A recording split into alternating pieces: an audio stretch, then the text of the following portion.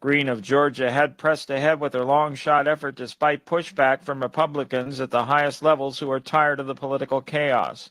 Donald Trump and other Republicans had warned Greene off the effort.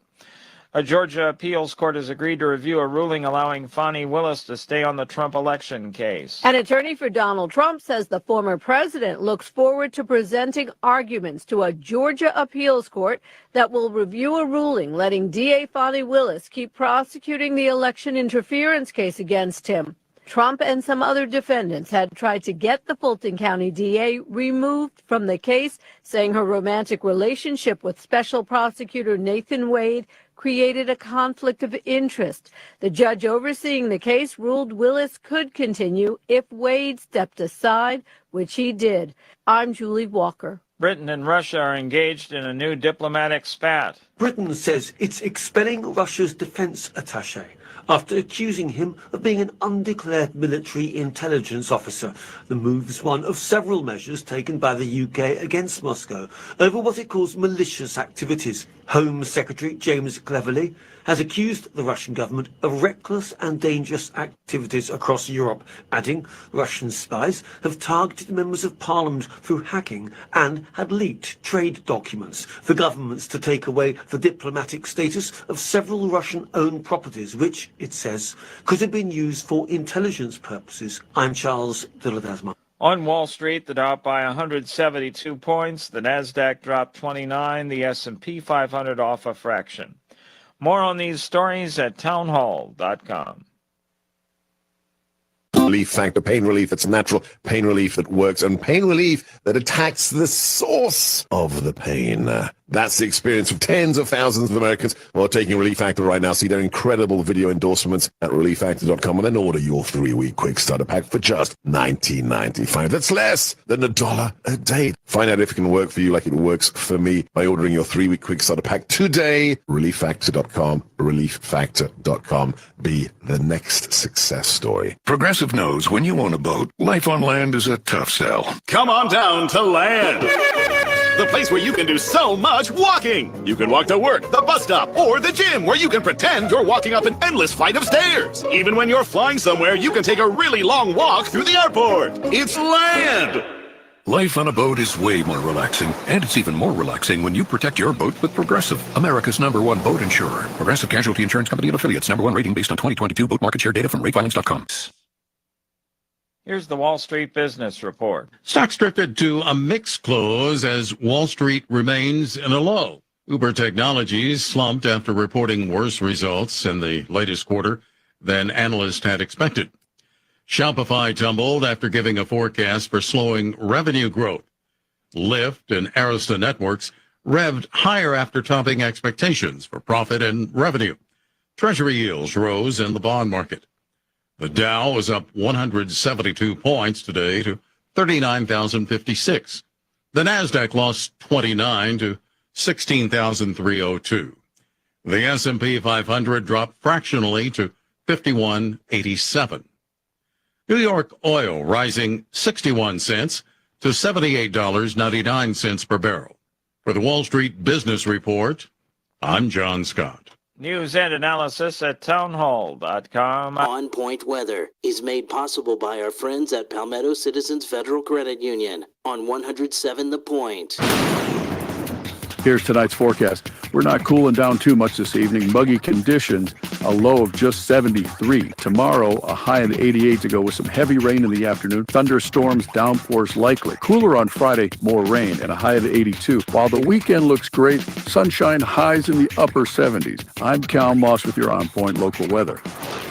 WQXL Columbia, W264DF. Grills, outdoor kitchens, and fireplaces. Spring Sizzle starts with Bart. This is 107 The Point. Please press button now. No, that number's bigger than the one I said.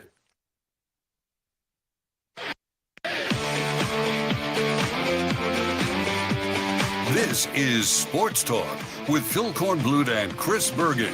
Sports Talk is heard across the state on radio affiliates of the Sports Talk Media Network and is streaming live on SportsTalkSC.com, as well as Twitter, Facebook, and YouTube. The South Carolina Education Lottery lucky number To call in is 888-898-2525. That's 888-898-2525. Now, here are Phil and Chris with tonight's edition of Sports Talk.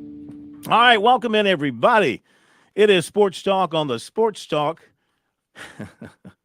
on the Sports Talk Media Network. It's great to be with you on this toasty Wednesday afternoon. Hit 95 in my car today, so we're into toasty category. But we got some weather moving in. Hopefully the weather won't mess up the baseball tomorrow. We're going to hear from Mark Kingston tonight, USC baseball coach. Of course, they got a huge series with Georgia. They faced the number one hitter in America, Chris Bergen, a guy with 33 taters.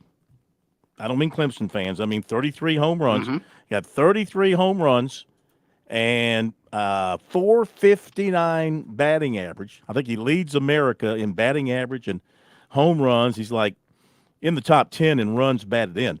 However, you would think Georgia has hit, as a team, 122 home runs. You would think they would lead the country in home runs, but they do not lead the country in home runs. They've hit enough. They really have. And I think Carolina fans this weekend are going to get to see the Golden Spikes Award winner. I just, at one point in time early in the season, I thought Blake Wright was certainly in the running for that, and he still may be. But in terms of just awesome raw numbers, and you just look offensively, I don't know that anybody can touch Charlie Condon. No. And I thought Mark Kingston's comments about, well, the only way to pitch to him is throw it to the backstop and hope he doesn't steal second base. He may not be far off, but the problem is we touched on last night, Phil, is the fact that if you try and pitch around him, they've got enough guys in that lineup that can protect him and make you pay and turn what his solo home run would be into a two-run or a three-run home run. Plus, their pitching has gotten a little bit better at Georgia, so it should be a heck of a series. The Gamecocks are feeling pretty good about themselves right now, coming off that series win at Missouri, and they're swinging a hot bat. They scored a bunch of runs last night. You know, we are what? It's May the 8th? May the 8th, and the Gamecocks have hit 15 home runs in this month. So they are heating up. Some of the batting averages are going up, and their pitching, that's where they got to get a little bit better. It's going to be Kimball/Good. Kimball's going to start. I don't understand that. Thursday, and then Good will come in after about 4 innings. And Mark Kingston sees those guys a whole lot more often than I do, obviously, and he's with them every day. I just don't understand continuing to stick with Roman Kimball, because of the way he's pitched the last couple of ball games. Why not run out Ty Good and let him start tomorrow night and see what he can do? Because if you look at their statistics, he's got the best ERA on the staff. He's 5-1 on the season. He started twice this year. His strikeout to walk ratio is really, really good. 56 Ks to just 19 walks. And opponents are hitting 180 against him. Put that comparison alongside Roman Kimball, who is 2-1 on the year with a 4.61 ERA, 39 strikeouts, 28 walks, and opponents are hitting 179 against him. So I guess in terms of that, he's a little bit better, but he has not pitched well. He has not gotten them out of the second inning or third inning his last couple of starts. I don't know why you wouldn't shift it a little bit and run Ty Good out there. And I'm not so sure I wouldn't throw Matthew Becker on Friday night in place of Eli Jones, who has not pitched all that well here the past couple of weekends. Maybe just give those guys a day off, let their minds correct, because you can't afford to lose this series this weekend against Georgia. This is one you need and could vault you further up in the standings, not just in the SEC, but also probably cement you hosting an NCAA regional. So I just, I think he's made the right decisions offensively to get that lineup cooking. I just have to question some of the things they're doing pitching-wise, especially with their starting rotation. Yep, you're right. It's a key series. These two teams are tied with the sixth best record in the SEC right now. And depending on what happens, they could still move up. I mean, obviously, one's trying to get to 5, and then maybe they could sneak into 4 if they were to. They'd probably have to win out, this week and next week. But it's a huge series for South Carolina regarding their future, related to the SEC tournament positioning, and of course the NCAA tournament. We got new projections today from D1 Baseball. We'll tell you about that in just a moment. Tonight on the show, got a dandy show for you. Tim Whipple at 7:05. He'll join us. I mentioned Mark Kingston. We'll hear from him. And Tim Whipple, 7:05 will join us live, the retiring basketball coach at Irmo High School and one of the best high school coaches ever in the state of South Carolina. So we look forward to visiting with him. We hope to have with us tonight, 7:35, Chad Holbrook, coach at the College of Charleston. The Cougars won over the Citadel last night. They've won something like 20 of their last 22, so they are red hot. He's having one of his best seasons in Charleston. Now, he's got a dinner he has to attend, little family, wifey type thing, and it's all going to depend on the timing, how that goes, and he'll let us know at the top of the hour if he can join us tonight. If not, we'll get him another night. And Brad Brownell met with the media for the first time since the end of the season, met with the media this afternoon, and we're going to hear a little bit from him. I know you were keeping a close watch. Yeah, we hope. You were keeping a close watch on that. I know that he was asked about contract talks, and he said those are ongoing and something could come out pretty soon on that. And he talked about changeover in the roster and having to continue to recruit both his own team and out of the portal, and still looking to add some other players. So anything else you took away from it? I thought a couple of his comments talked about the NIL and the importance of that on transfer recruiting. He said, quote, one of the reasons we were in the Elite Eight was for all the fundraising, and he called it friend raising, for 14 years. That on itself is a pretty solid comment. But then he went on to add, I do deserve a lot of credit for that. That's been a little bit of a sore spot of mine. So I thought that was kind of interesting that Brad Brownell said, look, I'm having to fundraise and do all this NIL stuff on my own. At least is what it sounds like. And again, you can't dictate tone from what John Blau, who was there in person, was able to tweet out. But the other thing I thought was fascinating as well about the improvements that they have made to Little John Coliseum and some of the other things they're doing for men's and women's basketball. And he said some recruits come to Clemson possibly because they think it's a football school and are usually impressed by the facilities. His comment, I guess he took this as a backhanded compliment because he went on to say, it's great to hear, but what was your expectation? Again, why would you expect it not to be good? Yeah, exactly. He gets a little defensive sometimes. He's a defensive-minded coach, and he gets a little defensive sometimes, and I think it's justified because I agree. You know, he's caught a lot of grief over his time at Clemson, and I'm not going to repeat what's commonly said. It's a tough job. We know it's a tough job. But I think he's done about as well as you can do in that situation. I mean, you know, Clemson basketball is what it is. It's competitive. He's made it competitive. Mm-hmm. He's made them among the top half of the winners over the last 4 or 5 or 6 years. They've been in the top 50% of the winning in ACC play. So I don't know what else you could ask for. You know, got to a tournament, got to an Elite Eight, probably should have gone to a tournament last year, et cetera, et cetera. So I think he's doing well, but I think that the team, you know, if Chase Hunter does not come back, my guess is he will. But if he does not come back, I mean, they're going to be almost completely brand new next season. Next season could be a tough one unless the pieces he's putting together here come together and form a really good team. That's the thing about taking it out of the portal and putting guys together and mixing in some fresh high school players. You don't know what you've got year by year. You don't know what kind of team you're going to put on the court. Well, and I think that'll be an unfair situation that he may end up being. And let's assume for a moment Chase Hunter does not come back, just for the sake of the argument.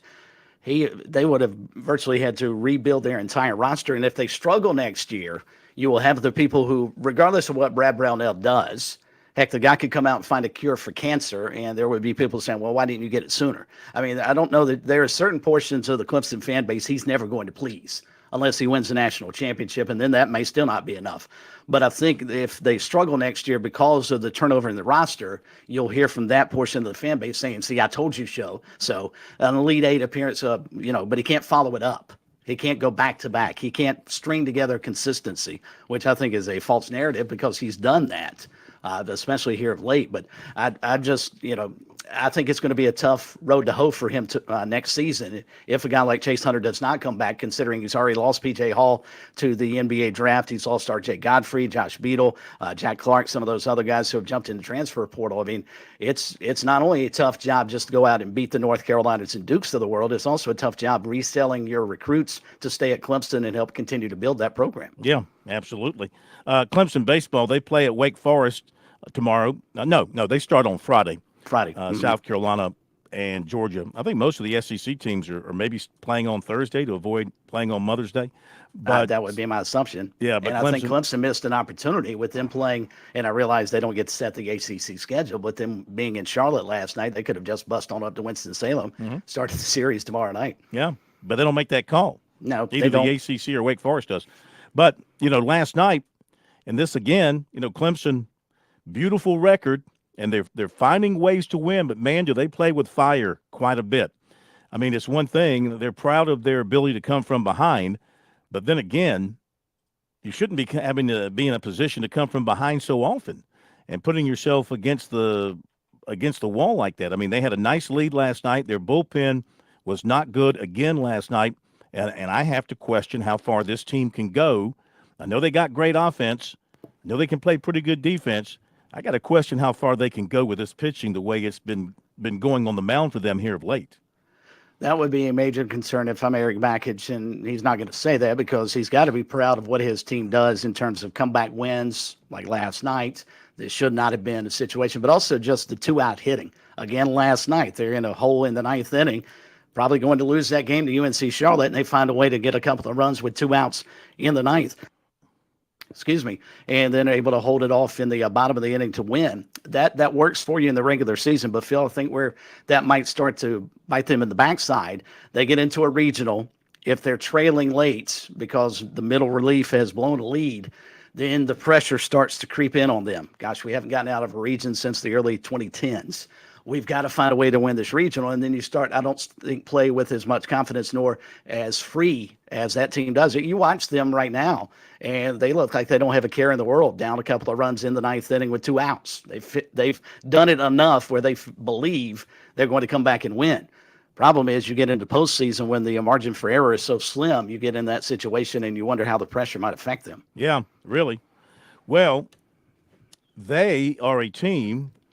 With that game last night, their pitching has allowed double-digit runs 6 times this season. I mean, that sounds like a pretty heavy number, pretty high number. 6 times they've given up double-digit runs. They've given up 8 runs once. They've given up 9 runs once. They've given up 8 runs another time. So that's twice they've given up 8 runs.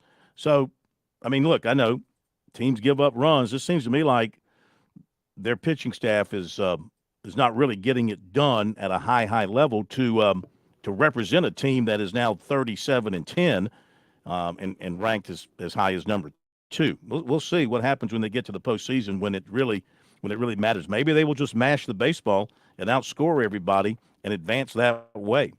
The Gamecocks had another football player hit the portal. John, Flushing.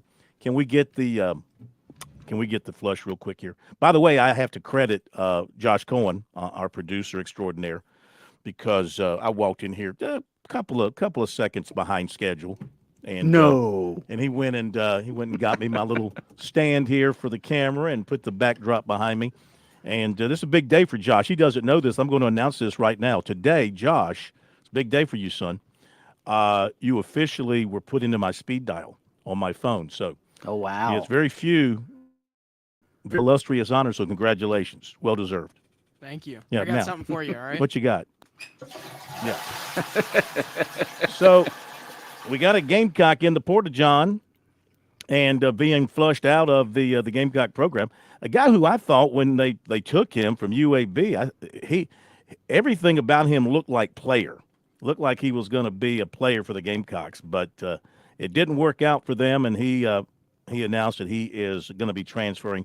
Drew Twazama. Is it pronounced right? Twazama? And he's headed out of the Gamecock program after coming in from UAB, going through spring practice and everything, and I guess maybe just not making the impact that he thought he was going to make. So that's one headed out of Gamecockville. On the golf scene, let's give you what happened here. Clemson had a great regional. Tigers finished second to Texas A&M at 2 under par, 4 back of the winner LSU. The Tigers were even on their round today. Annabelle Pancake, she finished second at -1. She played -9. She played extremely well.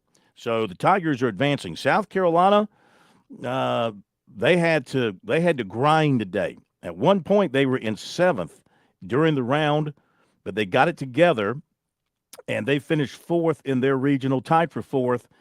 They move on to the championship round. The Gamecocks finished at plus 27, tied with Tulsa, and that was just one shot better than Georgia and Houston, who finished tied for 6th. So they got in just right barely at the cut line of the top 5 at plus 27. They did have the third best team round of the day, well, actually tied for second best at plus 5 with North Carolina. Oregon was minus 5. So Auburn, Oregon, North Carolina, South Carolina, and Tulsa advance from that regional to the women's championship. Leading the way for the Gamecocks was Louise Ridquist, who finished tied for second at 2 under par. She had a 71 today. Hannah Darling never got it going. I mean, she is right there with Ridquist as her best player, but she struggled, and she finished with a 77 and plus 12 for the tournament for her. The second best score for the Gamecocks for the tournament was turned in by Sophia Burnett at plus 3, and she had a 74 today. So South Carolina and Clemson advancing, Charleston Southern not advancing from their regional. So we got 2 women's teams advancing to the championships in California. So congratulations to those folks, and good luck to them moving forward. And we'll get the men's regional going on next week. As for Clemson, by the way, today the Tigers shot even par, and they finished at 4 under par for the tournament. And I mentioned Pancake had a terrific tournament, and she finished second, had a 70 today, left her at minus 9. And she was the only Tiger in the top 20. Next best score for them was Melina Barrientos at plus 4, tied for 21. And she had a 69 today, though. She had the best round of the day for the Tigers. So those teams advancing to the national championship. I know you're getting ready, you and Smitty getting ready for some golf beginning tomorrow and Friday over in Myrtle Beach.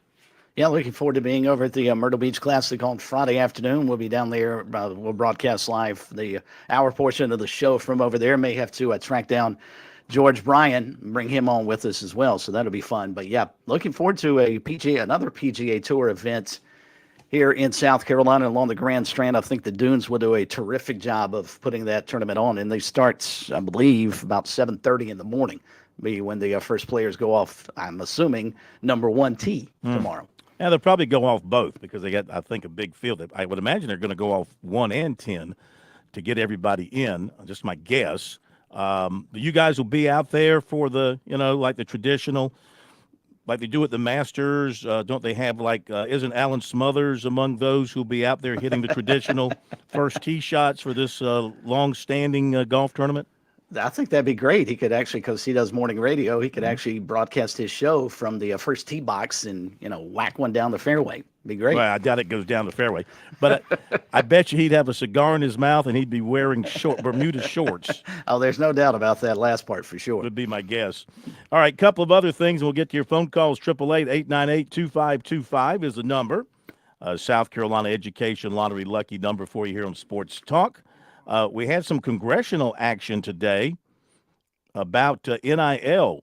Congressman Russell Fry of South Carolina and Congressman Barry Moore of Alabama introduced the Protect the Benefits for Athletes and Limit Liability Act. You can tell it's election year, can't you? Absolutely. Today, they introduced this. This legislation addresses the onslaught of litigation universities and conferences face relating athletes' ability to receive compensation based on NIL. This language provides a legal safe harbor for universities, conferences, the NCAA to allow them to provide new benefits for the athletes, establish and enforce rules, and comply with the law without the constant risk of costly litigations. The athletes, they write, deserve compensation for the use of their NIL.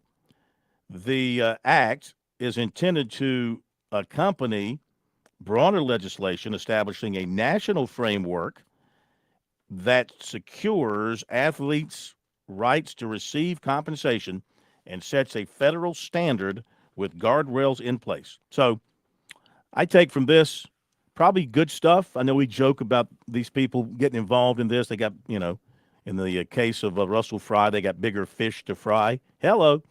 But they've got to do something on the national scene. You can't have it state by state from a competitive standpoint. There's got to be national rules, national guidelines, national guardrails that oversee all of this and govern it all for everybody, so everybody is playing out of the same rule book, don't you think?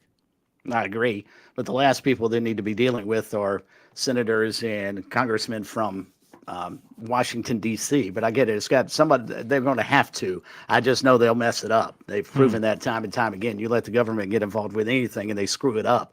But I do find it fascinating that we sit on the back end of a legislative session and all of a sudden these NIL deals start coming out. And it's fairly obvious. Part of the reason is it's an election year and they want to be able to campaign on this and say, look, I'm going to bat for my states and my state schools because I love the Gamecocks and I love the Tigers and I love the Chanticleers and I want to do X, Y, and Z as much as I can. So don't forget about me in November. That's right. It's about as transparent as it could possibly be. And who's going to get mad at him for this? I mean, really, exactly. This is a bipartisan. It should be bipartisan. It should be by everything as far as the colleges are concerned. Everybody should be on board with this, as we have to accept the world of NIL and compensation. But there's got to be some kind of regulation. There's got to be a plan. There's got to be some limits. There's got to be some guardrails, et cetera, et cetera. But this is where an NCAA should be setting this up, governing body of sports, not the government of the United States. But I think the problem is they don't have the power. I don't think you're right. They don't have the antitrust protections to just make these rules like the pro leagues do. They have these exemptions. Now, if Congress gave the NCAA antitrust exemption protection, I sound like a lawyer, don't I? If they gave it to the NCAA, then they could make their rules, but they don't have that. So there you go. All right, let's go to Gamecock Larry. Get some phone calls rolling tonight. Got a great show ahead. Gamecock Larry is just going to add to it. Welcome in, Gamecock Larry. How are you? I'm doing okay. Oh, I tell you what, I done messed up and missed the last 2 days. Yeah. Slept through your show, slept through the baseball game. I don't know what's going on. I know, I guess I'm getting old, but that's okay. I was worried about you. Well, I know you worry about it. I tell you what, there you go again, picking on me. That was Josh. That was Josh, not me. Yeah, I can't blame that. And he was being sincere. Yeah. Okay. I really wasn't concerned because I knew you would be back. I wasn't concerned at all. Oh, you done got me mixed up. I done forgot what I was going to say now. But I'm back. I hope I can stay back. Hope I can do good, but I'm all right. Oh, yeah, I know. I don't know. Well, I don't know. But I want to, invite 100.7 Mr. Field, Josh, Chris, and all, if you're there, down this way in Swansea Saturday to have a few minutes, stop by and say hello and grab a rib. And I love to grab a rib. That's all you got to say to me is grab a rib.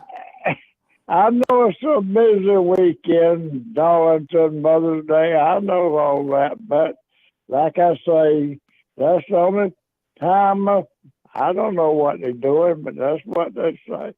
They want to. Oh, Ron wanted me to tell you that he was trying to get the cheerleaders to come down, but he wasn't able to get that done. So don't look for. Was he doing high school cheerleaders or Clemson cheerleaders? He was doing the Clemson cheerleaders, is what he said. He also anticipated having a few coaches coming as well. Not going to happen. Well, I got the Gamecock cheerleaders. They coming over. They're going to be here. That's all you need, Larry. That's all you need. Hey, thanks. We got to run to the break. I'm sure we'll hear from you tomorrow. Have a great night. Be back in a moment. On Point Weather is made possible by our friends at Palmetto Citizens Federal Credit Union on 107 Point. Here's tonight's forecast. We're not cooling down too much this evening. Muggy conditions, a low of just 73. Tomorrow, a high of 88 to go with some heavy rain in the afternoon. Thunderstorms, downpours likely. Cooler on Friday, more rain, and a high of 82. While the weekend looks great, sunshine, highs in the upper 70s. I'm Cal Moss with your on-point local weather. Hey y'all, this is Ted from Flight Deck Restaurant. We'd like to invite you and your family to dine with us. We have a great menu that's sure to please your whole family. We have fresh cooked burgers, big juicy wings, blue plate menu featuring country cooking, oven baked, fresh crisp salads, authentic Greek food like gyros, souvlaki, and baklava. We also carry 20 different premium cheesecakes and pies. Flight Deck Restaurant also has an arcade with 30 different games like Star Wars, Batman, Skee Ball, Bass Wheel, Pac-Man, Galaga, and so much more. Flight Deck, your favorite family restaurant. Thanks y'all and God bless.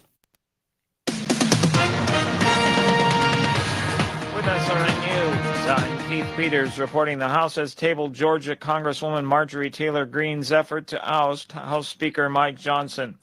Greene of Georgia pressed ahead with her long shot effort to push back from Republicans at the highest levels who are tired of the political chaos. Donald Trump, his leader of the Republican National Committee, and other Republicans have warned Greene off the effort.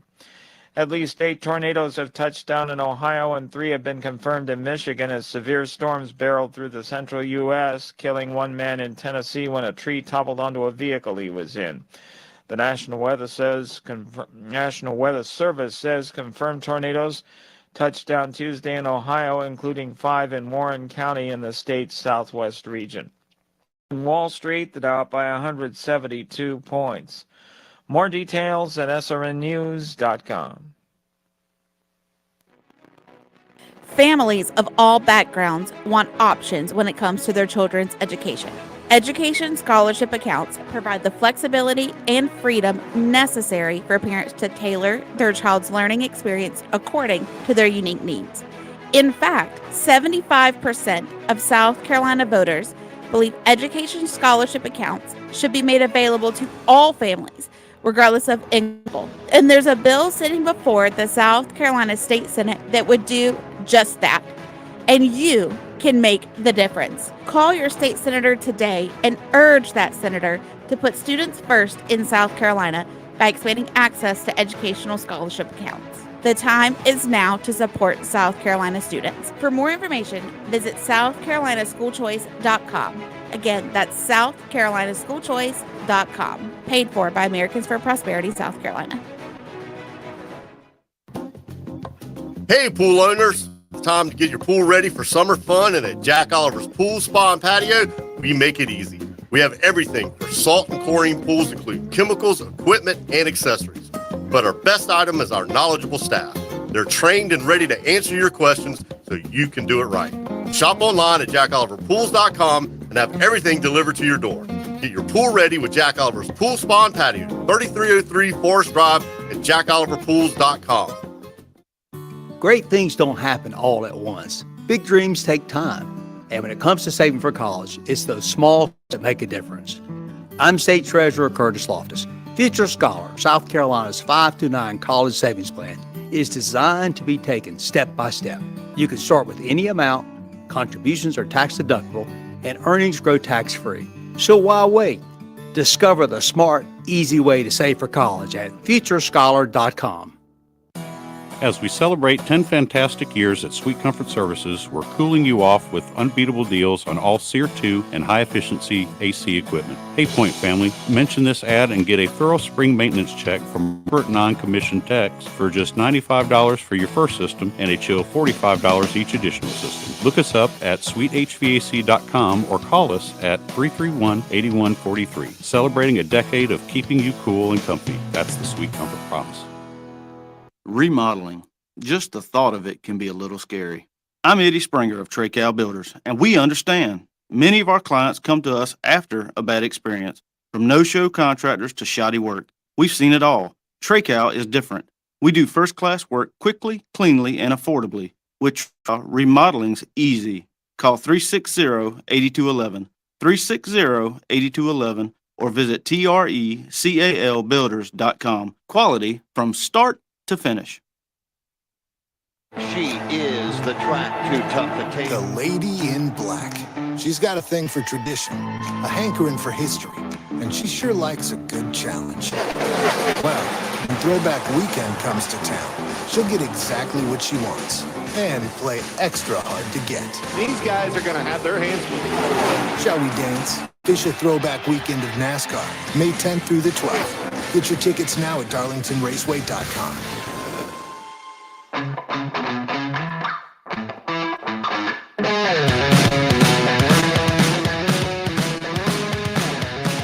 All right, we're Sports Talk Media Network across the state of South Carolina. Phil Kornbluth, Josh Cohen here in Columbia, and over in Sardis, not far from Darlington, where things are picking up. Chris Bergen. Yeah, I was by the track today. As a matter of fact, looks How'd nice. She They look like they're ready to go. How'd she look and smell and feel? Smells aren't quite there yet. Not enough people around to be grilling and that type of thing. Most of the camping lots and the like outside the track now didn't drive inside the facility. I know there are some RVs that parked yesterday, but for the most part, the majority of the outdoor parking venues have not started to fill up. My guess is by late tomorrow on into Thursday, prior to the truck race on Friday, it'll get extremely busy over that way. Looking forward to it. Now, speaking of Darlington, we have got 2 excellent tickets in the Pearson Grandstand, the Pearson Tower, an excellent location to watch the race. We've got 2 tickets to paradise. No, 2 tickets to Darlington. Remember that song, 2 Tickets to Paradise? I do. Yeah. I don't know why I break into song so often these days. You notice how I break into song when something pops in my head? I'm just trying to be hip and cool. You know, I saw something online that that happens to the elderly a lot. I was thinking first sign of senility, but yeah. Okay, go ahead. Something to ponder. Anyway, and you're not eligible, Josh. We've got 2 tickets to Sunday's race at Darlington. We've cleared the lines, pretty much. 888-898-2525. We're going to do the old trivia question. The trivia question is this, and I've got to have the exact answer. Okay, got to have the exact answer. So, up until last Sunday at Kansas, Darlington had the record for the closest finish ever in a NASCAR Cup race. I need to know what that measurement was, how close it was. Ooh, I know. I know you know. I know you know. And I don't need tickets, so I'll lay out on this one. You're not eligible. Family and that too. Staff are not eligible. But I need to know the exact figure between Ricky Craven and Kurt Busch. If you know that, you want the 2 tickets. If you know it and you don't want the tickets, then, keep it to yourself. But if you want the tickets and you want to take a shot at the answer, feel free to give us a call. 888-898-2525. 888-898-2525. As we go to Tiger Bryan next with us here on Sports Talk. Tiger Bryan, welcome in. How are you? I'm doing great, man. We just had a little thunderstorm and all. I hope everybody's good and safe, you know what I mean? Yeah.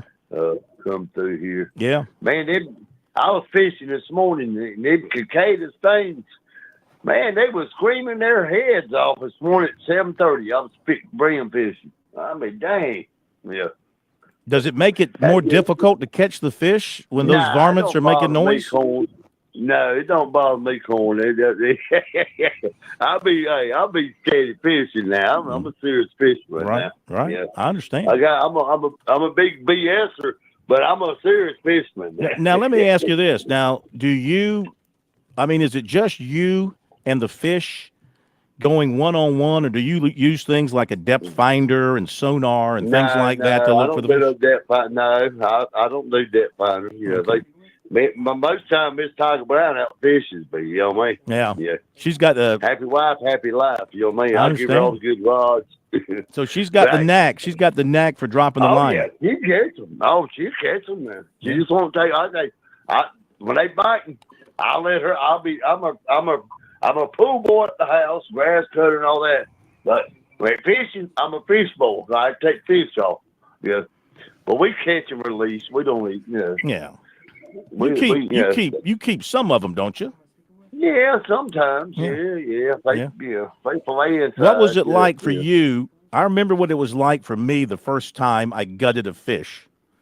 What was it like for you the first time you cut that fish right down the middle and you ran your finger right, pulled out all his guts and you cut off the head and scaled him and all that? What was that like for you? I was about 4 or 5 years old because I was raised, fishing and hunting and everything else, But you ever gutted a deer? No, sir. You don't hit the belly sack. That thing comes out. I've killed 2 deer, with 2 different cars, but when it comes to hunting deer with a car, I'm pretty good. Yeah, well, my wife was too. Miss Talker Brown, she's in here about 7 of them. Has she really? Holy cow! Yeah. Well, she worked at the nuclear plant 30 years, and hour and a half away. You know me. She worked at the nuclear. Your wife worked at the nuclear plant. Yeah, it's called the nuclear plant, Duke Fire. Yeah, I ain't married no damn poor woman now. Well, I'm just going to say, does she glow in the dark, or she got anything? Yeah, sometimes. I made it glow sometimes. Oh, hello. You stepped in that one now. Oh, yeah. But no, hey, what about my golf girls now? Clemson golf girls. They what, in second place? Yeah, they finished second in their region. Yeah, well. What's the next region we got to go to? Now you go to the national championship out in I think it's Carlsbad, California. Yeah. My girls are coming on now. That was a great tournament for them. Yeah, great tournament. That was.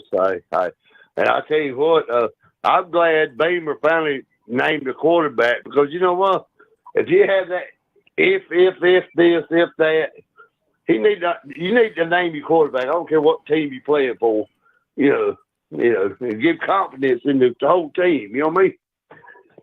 They could be behind him. Yeah, I'm totally. not a Clemson. I'm a Clemson man. You know what I mean? But I think it was pretty much a done deal coming out of spring practice after the spring game. Everybody knew who it was going to be. He just had to put the words to it. But he also said there'll be competition continuing in fall camp. He just wants to keep everybody on edge a little bit. That's right. Well, and because these kids now, the way you call it the Porta John portal, you know what I mean? Yep. They'll jump ship in a minute, and which is over now. They can't jump ship now until next time, Andy. That's right. It's closed right now. Yeah. So you're stuck with what you got. You're stuck with what they need. They need to do something about that, like you said. Well, now hang on a second because. I know the window is closed right now, so I guess like the player from South Carolina who announced, or it was reported by Matt Zenitz, that he's in the portal.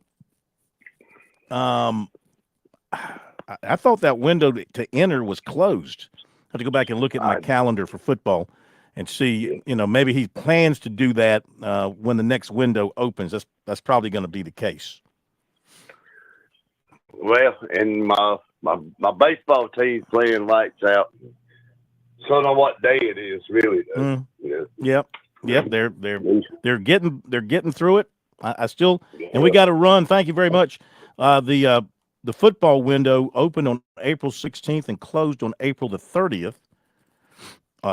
So I got to see when it reopens. I guess later in the year. I guess. What do you think, Chris? You have any idea on this? Not a clue, unless he had already entered the portal and they just found his name. Could have been. I don't know how they go. There's so many guys in these there. These guys check the portal entry by entry every stinking day. Well, you would think so, yeah, no doubt. So I don't understand. I'm a little bit confused. I don't understand, but maybe that's what happened. All right, thank you, Tiger Bryan. Let's continue with the phone calls, and if you want to take a shot at the trivia question to win 2 tickets to Darlington, great seats.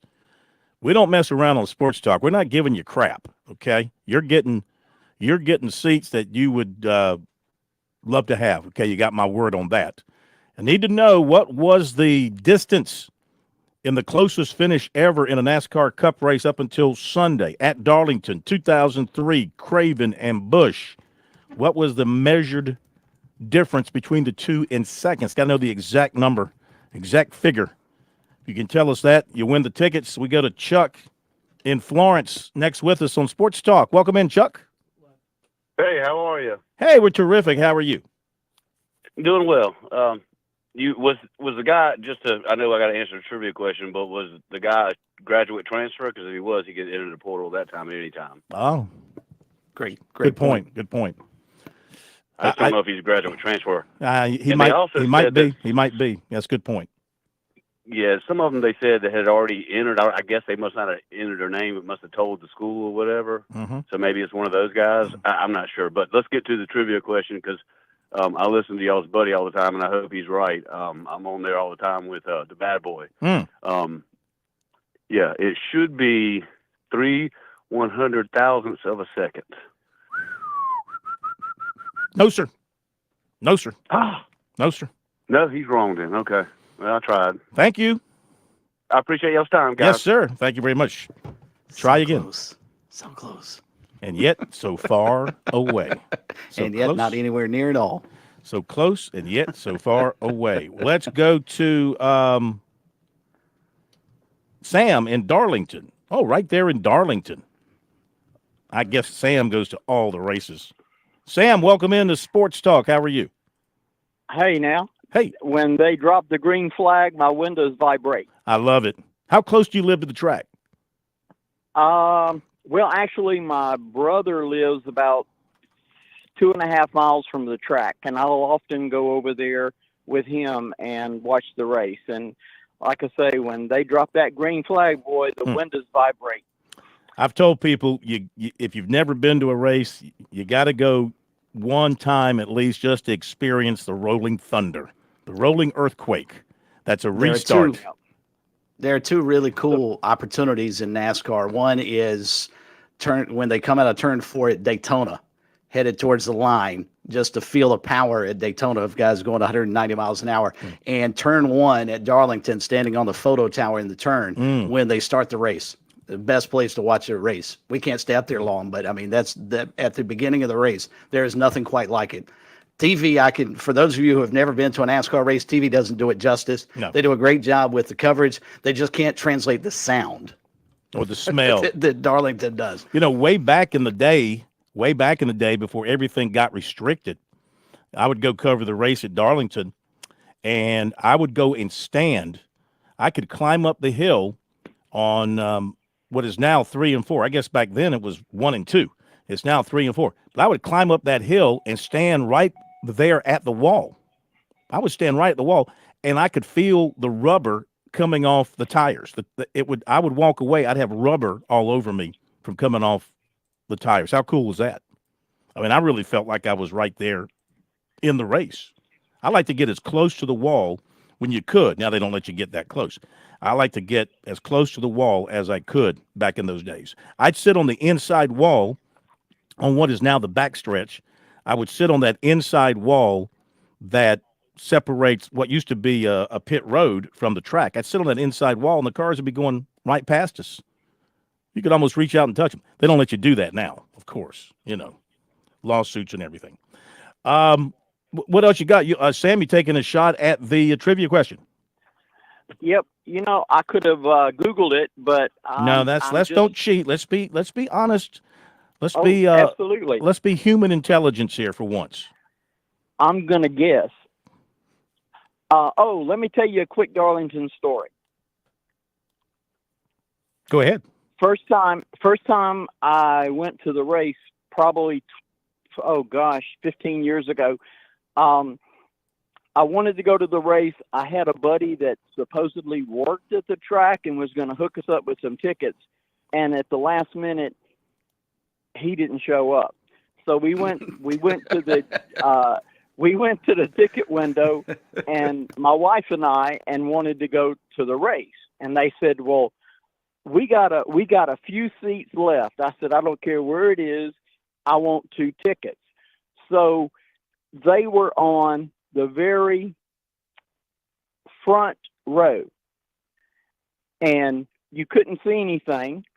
The heat was tremendous, and we stuck it out for the race. And when we got done and went out, people were laughing at us, and I didn't know why until we looked in the mirror and we looked like a raccoon, with the little, the area around our eyes where where our sunglasses were. Everything else was black. And, my wife was so upset, and I just laughed at her, and which made it more upsetting to her. But anyway, I'm going to guess 1/1300th of an inch. 13. Well, the measurement is in seconds. So 1/1300th of a second. Yeah, unfortunately, that would not be correct. Not be correct. Okay. But thank you very much. Appreciate you trying. Y'all. Yes, Take sir. care. And great Go hearing. Love your stories. Thank you for calling. We appreciate it. All right, we're going to hit the break, and we'll come back with more. We'll continue to take your answers to the question till we get a winner. Now, if you happen to win, do not hang up. If you happen to win, do not hang up, because Josh will get your phone number and your email address, because everything is digital. We have to send it to you, and we'll do that pronto. You'll have it in plenty of time. The question is, what was that measurement for the closest race in NASCAR history at Darlington up until this past Sunday between Craven and Kurt Busch in 2003? Back in a moment. Calling all turkey hunters, this is Major Billy Downer with the South Carolina Department of Natural Resources. Turkey season is coming soon. The most common accident while turkey hunting is failing to identify your target. Know the identifying features. Make sure your target and what lies beyond it before you pull the trigger. Remember, safe hunting is no accident. For more information on hunter education, visit dnr.sc.gov.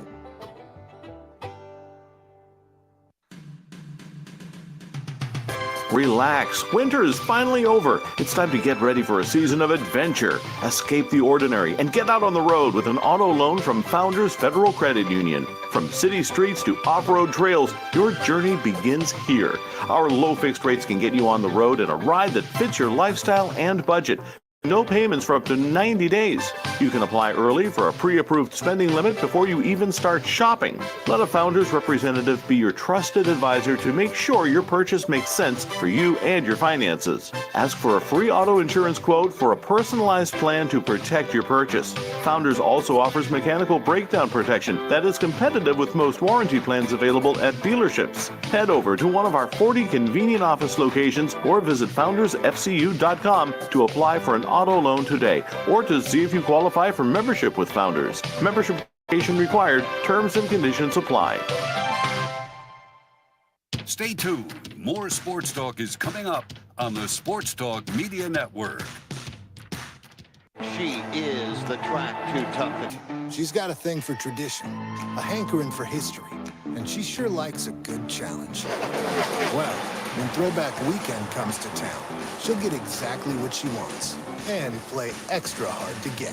These guys are going to have their hands full. Shall we dance? The official Throwback Weekend of NASCAR and through the 12th. Get your tickets now at darlingtonraceway.com. You've put in the work for your education. The extra early, extra late, extra work. That's because you understand education opens doors to better pay, better opportunities, and a better you. Being educated about playing the lottery is no different. It helps you be a better player, one who knows when to play and when to take a rain check. The lottery's a game, so let's keep it fun. Learn more at sceducationlottery.com/you.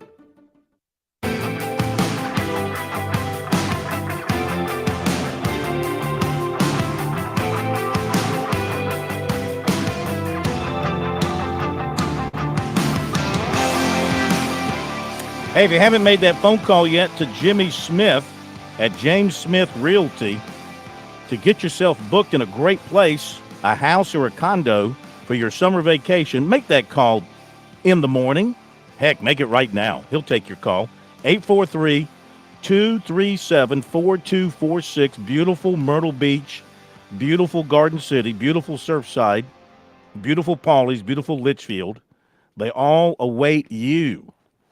Go east, young man and lady. But you better do it now, because you won't get exactly what you're looking for at the price you want if you don't get it done. PawleysVacationRentals.com, or just give Jimmy a call, 843-237-4246. Jimmy's the nicest guy in the world. He will give you the Gamecock shirt off his back. He is a big Gamecock. He'll give you the Gamecock shirt off his back to help shade you from the sunburn that you're going to get when you get to the beach, okay? So take care of that right away. Again, the phone number is 843-237-4246. I didn't know this. I just looked it up after you said 842. That area code not in use, but it is assigned to South Carolina. So if we ever run out of phone numbers here along the Grand Strand and Low Country, we might get an 842 area code. Maybe I have predicted something in the future. You may have spoken it into existence. It's like when I mistakenly wrote a few weeks ago that Will Tippett was out for the season instead of the weekend. You know, he hasn't played since then. So if he doesn't play, if he doesn't play the rest of the season, technically I would have been correct. So I will go back and I will recorrect my correction. If he doesn't, he's going to have a hard time getting back in that lineup, but only because of his bat. I mean, certainly defensively, he's worthy of playing and starting every game. Yeah, but they've found a lineup where they can score 10 runs a contest. Again, I'm not sure if I'm Mark Kingston, I tamper with it anymore. Okay, we go back to the phones. Are we going to line 1 first? Is that right? No, we're going to line 4. All right, Wes in Rock Hill, up to Rock Hill. Wes, welcome into Sports Talk. How are you? I'm doing good. How y'all doing? We're doing great. It's great to have you with us. Awesome. All right, I'm going to go ahead and give my guess. I know it was really, really close. It's 0.002 seconds. Is that not correct? Bingo. Hey. We have a winner. That's it. Thank you very much, studio audience. 0.002. And Chris, what was it Sunday at Texas? At Kansas. Kansas. 0.001. And then at Atlanta, was it not 0.003? At where? I believe, if I'm not mistaken, at Atlanta. Yeah. Earlier in the year. They had a real close one. Yeah. Yeah. By the way, the bad boy, Alan Smothers, sent us a text message saying that caller was wrong. He never said what the caller said he said as far as the time. He's always said the correct time because we know the bad boy does not make mistakes. Good craftsman never blames his tools, Alan. All right, so Wes, congratulations, man. You have got 2 fabulous tickets to the Goodyear 400 coming your way. What's your reaction? What is your reaction to that? What is your reaction?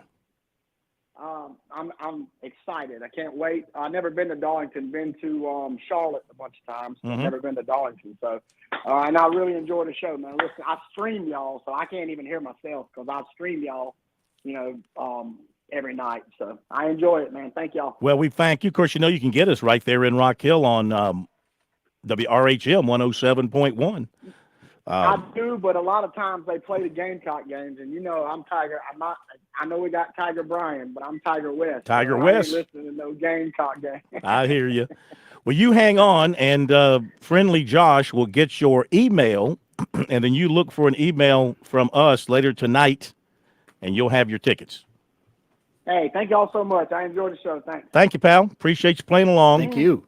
I can't believe, Chris, it took so long to get a winner, but we appreciate all the phone calls and people trying to get in. No, it turned out to be a really good question. I thought it'd be a first caller, first get, but yeah. And I really think, and I want to congratulate everybody. Now, I don't know what Wes did, but it sounded like people tried to answer it based on their own knowledge and not going to Google. Yep. That's why they were wrong. For them. That's why they missed it. Lesson learned, people. Go to Google before you try to answer a trivia question if you want to win. But we appreciate Chuck and Sam and Wes and Raven and Charles. Those are the ones that got through to have a shot at it. And congratulations to Wes for pulling out there at the very end. So glad to send a good racing fan and how about this? His first trip to Darlington. How about that? Yeah, that's great. That is outstanding. And those of you who are already in Darlington, and if you're out at the racetrack, I hope your umbrella is working because we are getting hammered right now by a thunderstorm. And again, I live, 20 miles from the track as the crow flies. So yeah, it's going to be a little damp out there tonight, it appears. Infield's going to be quite the scene. So be safe by this weekend, I would say. All right, we'll hit the break. Be back in a moment.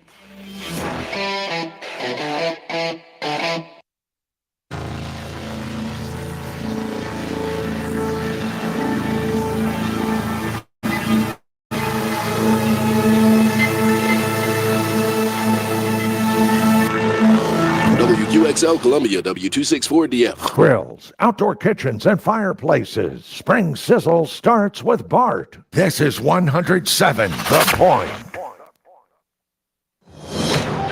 Breaking news this hour from townhall.com. I'm Keith Peters reporting. The yeas are 359, the nays are 43, with 7 answering present. The motion is adopted. Without objection, the motion to reconsider is laid on the table.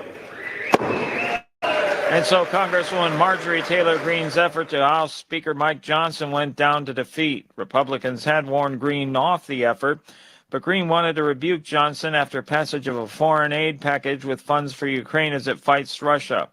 Democrats led by Representative Hakeem Jeffries of New York had said they would vote to table Greene's effort, essentially saving Johnson's job for now. Leaders of some of the largest U.S. public school districts faced questions from a House panel Wednesday about incidents of anti-Semitism in their schools. Chairman Aaron Bean says too many educators turn a blind eye towards Jewish hatred in their schools. It's hard to grasp how anti-Semitism has become such a dominant force in our K through 12 schools. Some kids as young as second grade are spewing Nazi propaganda, which begs the question, who has positioned these young minds to attack the Jewish people? A House Education Subcommittee called Berkeley Unified Schools Superintendent Anikia Ford Morthell of California, New York City School Chancellor David Banks, and Montgomery County School Board President Carla Silvestri of Maryland to testify. At least 8 tornadoes have touched down in Ohio, and 3 have been confirmed in Michigan, as severe storms barreled through the central U.S., killing 1 man in Tennessee when a tree toppled onto a vehicle he was in. The National Weather Service says confirmed tornadoes touched down Tuesday in Ohio, including 5 in Warren County in the state's southwest region. On Wall Street, a mixed day as the Dow was up by 172 points. The Nasdaq dropped 29. More at Town Hall. This is a special alert for Americans who own a vehicle with less than 200,000 miles with an auto warranty about to expire or with no warranty coverage at all. Due to a decline in the economy, CarShield is announcing a low-cost month-to-month vehicle protection plan that is now available to the public to save any driver out-of-pocket expenses on future auto repairs. Call now to find out how you can pay almost nothing for covered auto repairs. Yes, you heard that correctly. Pay almost nothing for covered auto repairs. An open phone line has been established for all drivers to call for a free quick quote. Call 800-355-4107 now. Drivers who are covered will not have to pay for covered repairs again. This protection plan is all-time low. Additionally, drivers who activate this vehicle protection today will also receive free roadside assistance, free towing, and car rental options at no additional cost. Call us for your free quick quote today. 800-355-4107. That's 800-355-4107. What do you have to lose? Call 800-355-4107. Again, 800-355-4107. Wall Street's winning streak has lost some steam, with the Dow Index up today, but the Nasdaq dropping and the S&P off a fraction. Correspondent Seth Sutel has more on this story from New York City. Stocks drifted to a mixed close as a lull on Wall Street stretched into a second day. The S&P 500 closed a little changed Wednesday. That came after a tiny gain the day before, which in turn followed a big 3-day winning streak. The Dow rose 172 points. That's about 0.4%. The Nasdaq Composite fell 0.2%. Uber slumped almost 6% after the company reported worse results for the latest quarter than analysts had expected. Shopify sank almost 19% after saying it expects revenue growth to slow. Lyft and Arista Networks revved higher after beating analyst forecasts for both profit and revenue. Treasury yields ticked higher in the bond market. Seth Sutel, New York. More details at townhall.com. I'm Keith Peters reporting. On Point Weather is made possible by our friends at Palmetto Citizens Federal Credit Union on 107 The Point. Here's tonight's forecast. We're not cooling down too much this evening. Muggy conditions, a low of just 73. Tomorrow, a high of 88 to go with some heavy rain in the afternoon. Thunderstorms, downpours likely. Cooler on Friday, more rain, and a high of 82.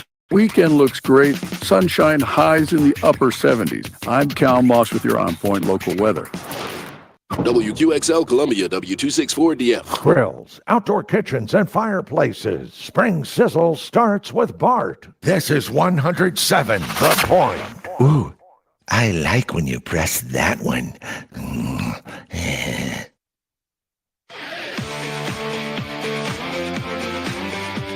Welcome back to Sports Talk on the Sports Talk Media Network. You can reach the guys with the South Carolina Vacation Lottery lucky number, 888-898-2525. That's 888-898-2525. Now back to Phil and Chris with the second hour of Sports Talk on the Sports Talk Media Network.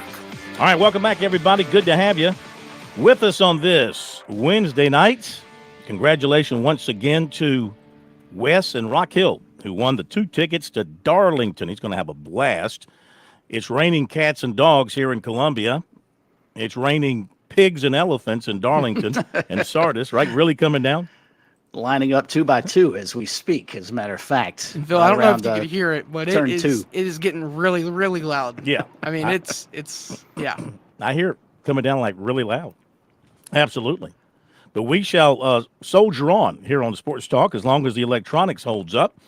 Coming up at 7:35, College of Charleston coach Chad Holbrook will join us. We'll talk about the great season the Cougars are putting together. But right now, we talk some hoops with one of the outstanding high school basketball coaches ever in the state of South Carolina, who announced yesterday that he is retiring after over 40 years at Irmo High School. We welcome to Sports Talk Coach Tim Whipple. And Coach, good evening, sir. How are you? How are you? Yeah, I'm doing great. It's been a hectic couple days, but everything's going well. Well, I wanted to ask you, now that it's public, came out yesterday, you told your team, how do you feel the day after? What are the emotions like? Well, it is. It's been a bit overwhelming for sure, and this is.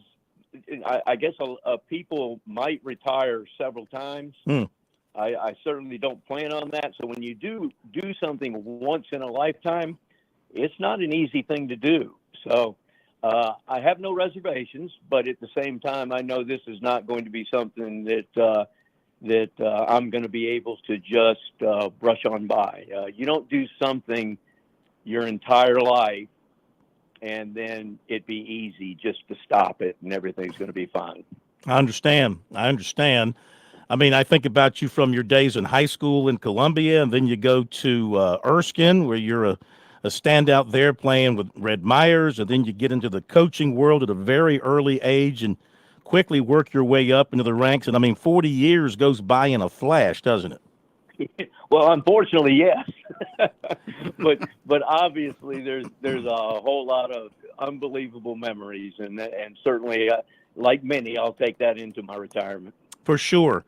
What are, besides the championships and all the wins and some of the great players, the players that you sit on to play college basketball, what are some of the top memories for you?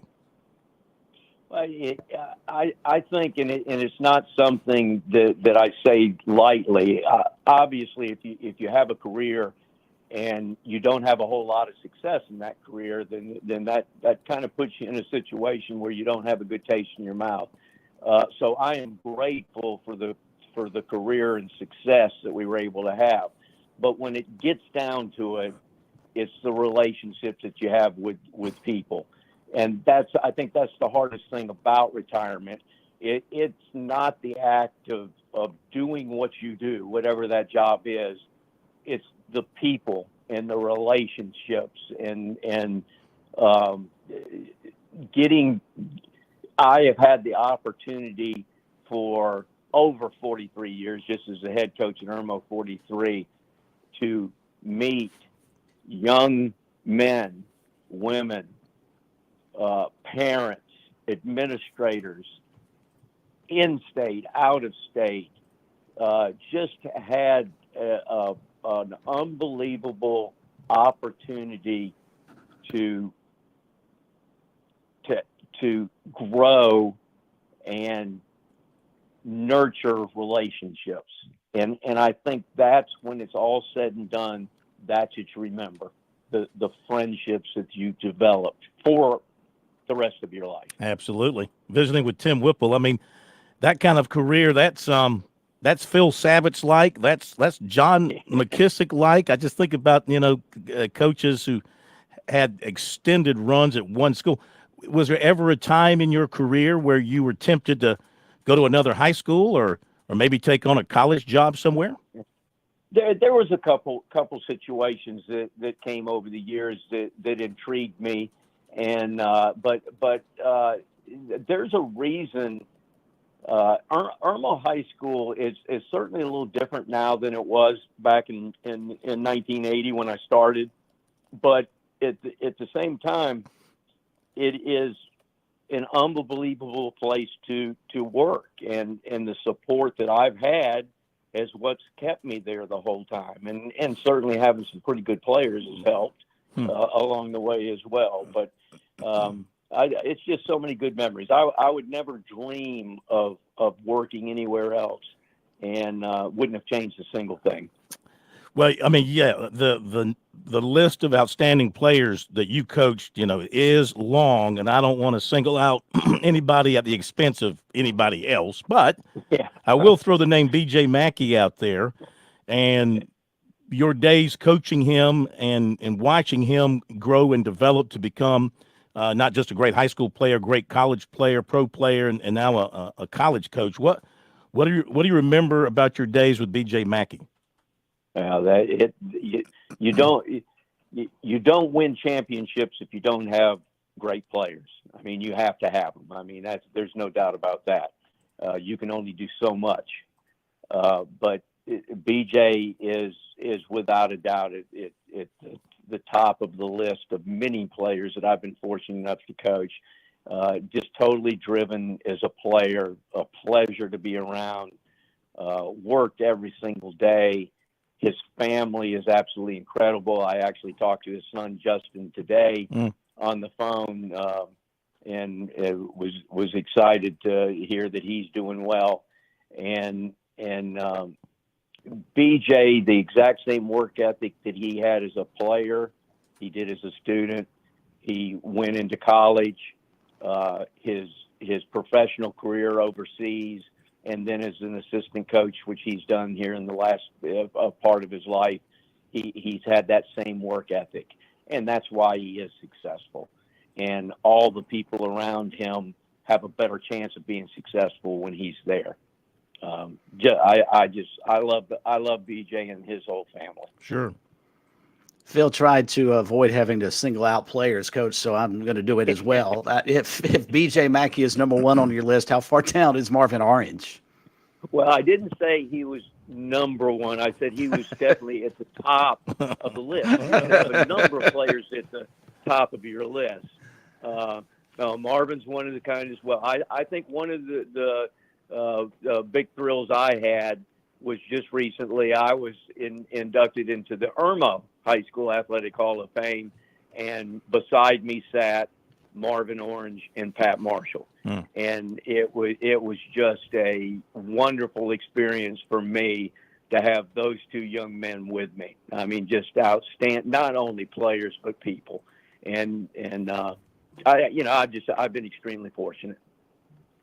Legendary Irmo High School boys basketball coach Tim Whipple with us here tonight on Sports Talk, announced his retirement after 43 years of coaching yesterday. And, Coach, one thing I've admired watching your career from afar, I did not grow up in South Carolina, but I was telling Phil last night, one of the first names I heard in terms of high school basketball when I moved into the state was yours. And the consistency, I think, to me really sticks out of your career because you won a state championship, at least one in 4 different decades. When you look back and reflect on your career, how were you as consistently good as you were, considering you're at a high school where you can't necessarily recruit players to come in and play your style, if you will? Yeah, that is. I think obviously you have to be really, really driven. I think I've said many times that I hate losing more than I enjoy winning. I have always been driven, and hopefully I've done, allowed or put my players in a situation where they are as driven as I am. But it is, I don't wish the way I am because I have a hard time enjoying things. It's always about what's next. It's always the next day. It's always the next season. I have a hard time enjoying the moment of what happens. and I say that's a blessing and curse. I think that's one of the reasons that we have been consistently successful over such a long period of time, is that I always kept my athletes looking or living in the moment and getting better every single day, and encouraged and put them in a situation where they could be successful, and figuring out what the best thing to do was. And because I was so just even keeled all the time, there wasn't a lot of highs and lows. And I think young men need that. I think they need to be challenged. They need to be held accountable. They need to understand that they're a part of a team, and each one of them has a role. And if they fulfill that role, you can be successful. And then as a coach and the coaching staff, we worked hard to figure out what was the best thing we needed to do every year. We made adjustments. We made sure our players had the right attitudes. And I've been fortunate to have those guys that were as driven as I was. And those, just like those three you just mentioned, BJ, I mentioned, I guess, BJ, Marvin, Pat Marshall. That's how you win championships. Mm-hmm. That's well stated. How much of Red Meyer's coaching philosophy did you use during your time at Irmo? I would not say. I was talking to somebody. I was talking to my assistant the other day, and I said, what I've done my entire career is, if I've learned, I've been blessed to work with some unbelievable coaches. Ken Long at Lexington High School years and years ago. Eddie Raines was at Winsboro High School at the time. I played for Red Myers at Erskine College. I played for Lee Cody at Spring Valley. I've been around other coaches, and what you do is you pick out and you figure out the things that you like that those coaches did. But even sometimes more important, you look at the things you didn't like.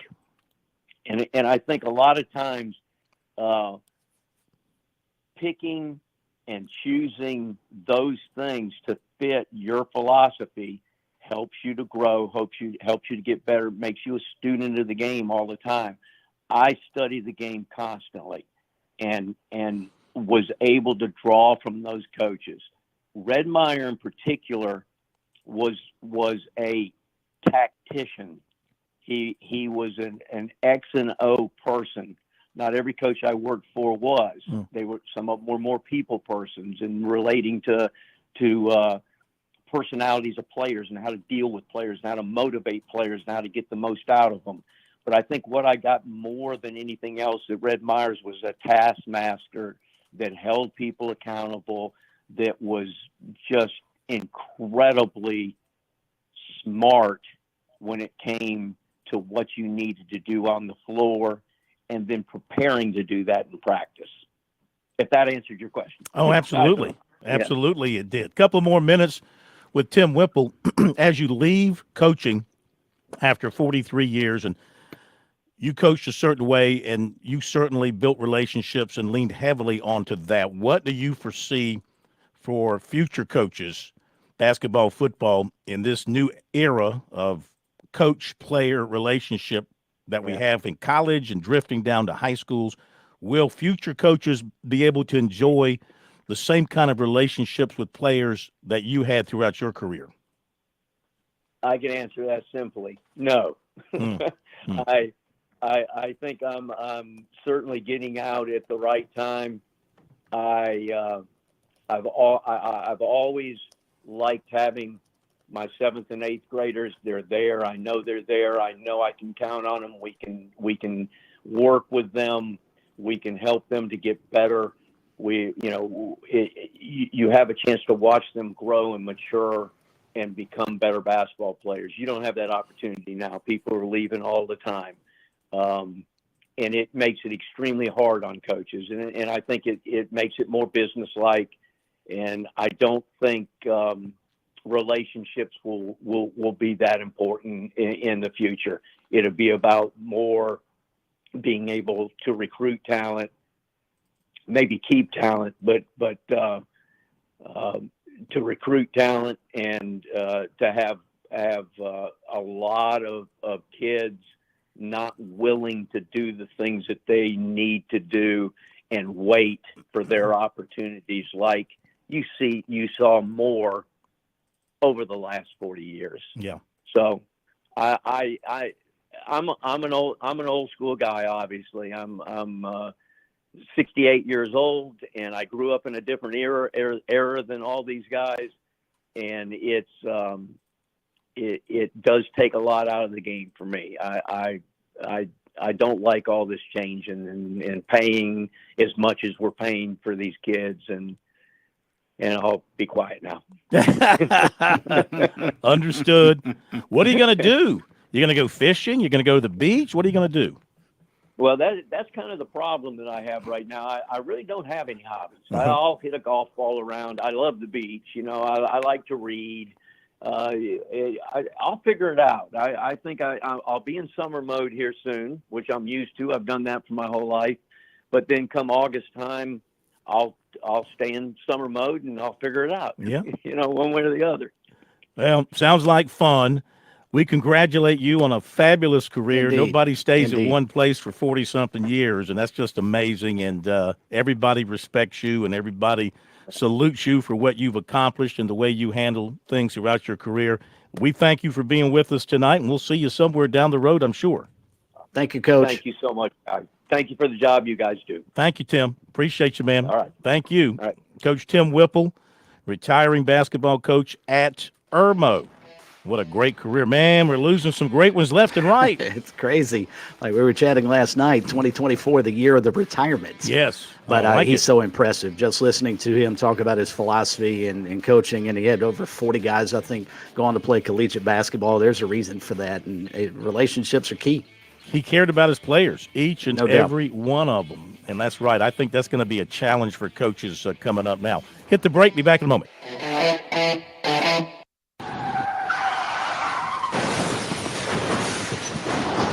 I'm Jim Corbett. That's the sound of a big hit on you and your car or truck. I've been an attorney for more than 30 years, helping people who get injured in car wrecks and truck wrecks. If you have serious injuries, call Jim Corbett, 803-765-2968, or email me at jim@jimcorbettattorney.com. That's Corbett. I don't get paid unless I recover for you. Jim Corbett Attorney, for your best recovery from a big hit, 803-765-2968, or jim@jimcorbettattorney.com.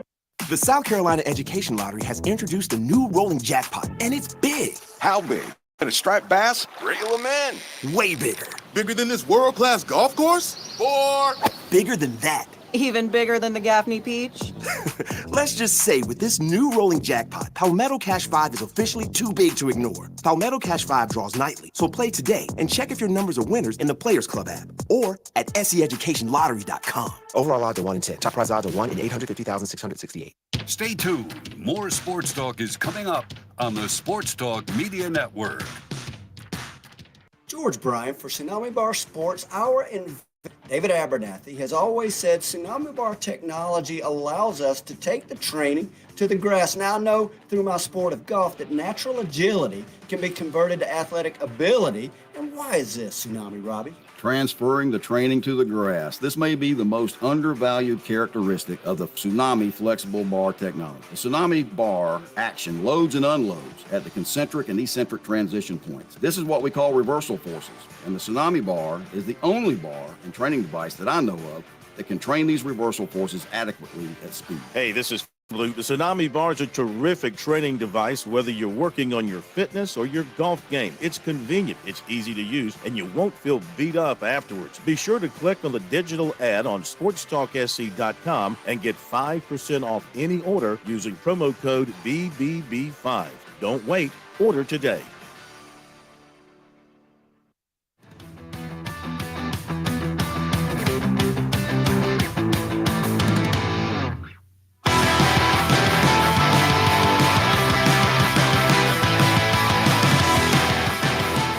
All right, thanks to Coach Whipple for being with us here on Sports Talk tonight. Always appreciate it. Time to give you the recruiting report on this Wednesday. It is brought to you by Seawells, the very best in the catering business. They're not retiring, at least not right now. They're still gung-ho, getting after it every single day, getting fresh vegetables, delicious meats and chicken and fish, all prepared expertly for you, for their daily luncheon buffet, and for you at your big event when you need the very best in the catering business. Josh is looking at the menu. You got something for us? Yeah, tomorrow's Thanksgiving again. Carved turkey with cornbread dressing, fried fish nuggets, and baked pork chops. And, of course, Friday. Friday's the big day. Oh, yeah. Friday we got roast beef Friday. Then we got some southern fried chicken and baked flounder with 4 eyes. Flounder fresh out of the congaree. Doesn't come any fresher than that. You get it all at Seawells. Make sure you get there for the buffet. You need the best in the catering business. Call Seawells 803-771-7385 online at SeawellsCateringSC.com. Begin with a basketball note. Former USC. Boy, Hank is really smart. Is Hank really smart? He was on this from the get-go. He said this was going to happen last night. Former USC signee 6'6" Trent Noah from Kentucky announced a commitment to Kentucky today. So, yeah, new coach Mark Pope looking for bodies, looking for players, and nothing wrong with taking an in-state kid that maybe you can use and develop. Also, College of Charleston signed 6'6" Jackson Prunty from Lexington. Now to football. Clemson paying a look at Clemson giving a look to Nick Moore, who is an offensive lineman. I'm sorry, he's projected as a defensive tackle, but Clemson likes him as an offensive lineman. Clemson offensive line coach Matt Luke stopped by his school, Jefferson County High in Dandridge, Tennessee, to take a closer look, and they are talking. He's got offers from Ole Miss, Mississippi State, Vanderbilt, Indiana, Wake Forest, West Virginia, among others. Defensively last year, he had 40 tackles, 20 for loss, 55 pressures, and 12 sacks. Pretty good defensive lineman. But Clemson, they like him. They looked at the film, and they like him as a potential offensive tackle. They like his overall athletic skills. Not yet offered, but they are talking, and an offer could be coming at some point in time. He says it's great to have Clemson showing interest in him, and he's excited about the potential opportunity there. And an offer would have to come from Dabo Swinney after Moore takes a visit to Clemson, and he hopes to do that the end of this month. He does have official visits set with West Virginia and Vanderbilt. Linebacker Donovan Darden of Havelock, North Carolina, has set an official visit with USC for June 21st. Havelock, North Carolina. That used to be a recruiting hotbed for one Brad Lawing. You know who came out of Havelock, North Carolina, among others? Not right off the top of my head. Pharaoh Cooper. Ah. Yeah. I remember the first time I heard that name, Pharaoh Cooper. I said, man, that's the coolest name. USC I just love the way Spurrier used to always say it. Pharaoh. Pharaoh. Well, how would you say it? It is Pharaoh, isn't it? Yeah. He just put that little Tennessee twang into it. It just sounded different. Pharaoh. USC offered defensive tackle Eric Thomas, 6'5", 305, Fort Myers, Florida. Clemson target safety Jordan Young out of Monroe, North Carolina, has set October 10th for his commitment announcement. USC target linebacker Zayden Walker has set his commitment announcement for July 5th. We mentioned USC defensive tackle Drew Twizama is in the transfer portal John once again after the Gamecocks plucked him from the portal John last year. Wonder how you feel, and that's it for recruiting. I mean, I know players come and go. I wonder if coaches have any feeling of like we failed this kid, or we blew it in our appraisal of this kid when they come in out of the portal, John, and they make no contribution to your program.